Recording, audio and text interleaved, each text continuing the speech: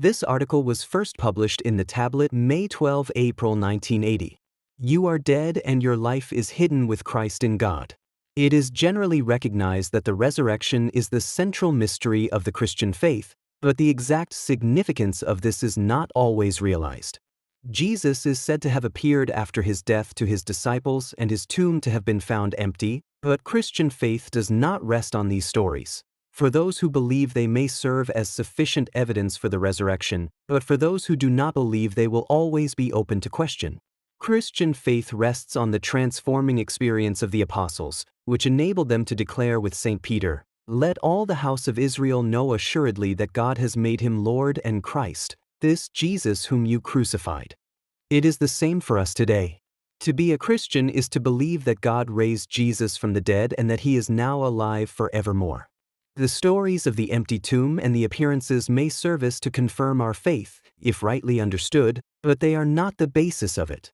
Faith is an illumination of the mind, which enables us, as it did the apostles before us, to recognize God in Christ and to be able to say with full assurance, "Jesus is the Lord."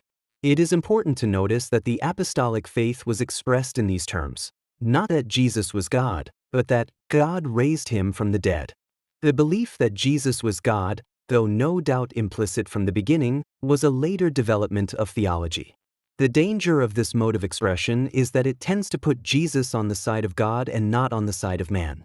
The resurrection thus appears as a unique event without any parallel, as though it affected Jesus alone and not us also. But St. Paul is emphatic that the whole point of the resurrection is that it is the sign of our resurrection. If there is no resurrection of the dead, he says, then Christ has not been raised. This gives the right perspective on the resurrection. It is the point at which human nature breaks through the barrier of sin and death and enters into life in God. Sin has brought about the separation of man from God and has led to disintegration and death.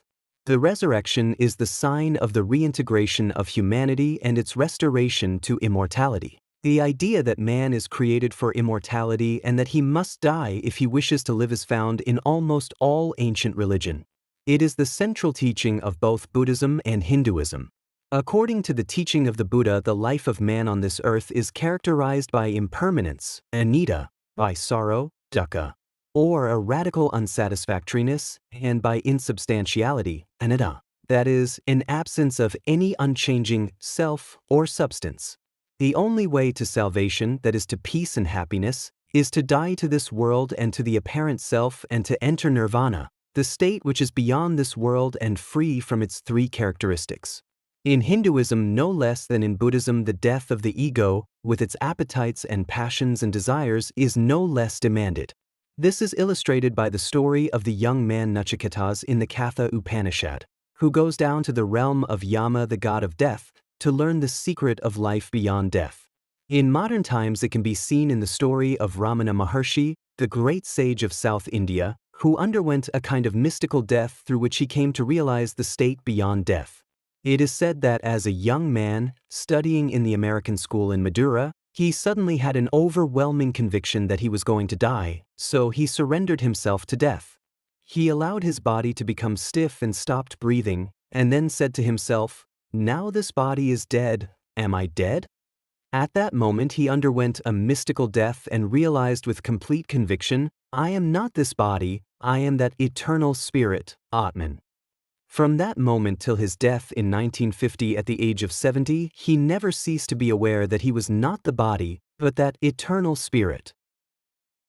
Thus the Christian experience of the resurrection, as recorded in the New Testament, gives some indication of the final state of man, to which we are all moving.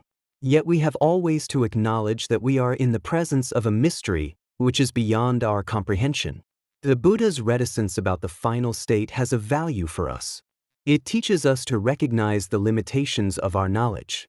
As St. Paul also was to say, "Eye has not seen nor ear heard, neither has it entered into the heart of man to conceive what God has prepared for those who love him." Perhaps the mystery of the resurrection can help us also to give an even more profound meaning to the great saying of the Svetasvatara Upanishad, "I know that great person of the brightness of the sun beyond the darkness. Only by knowing him one goes beyond death, there is no other way to go." For St. Paul, the Christian life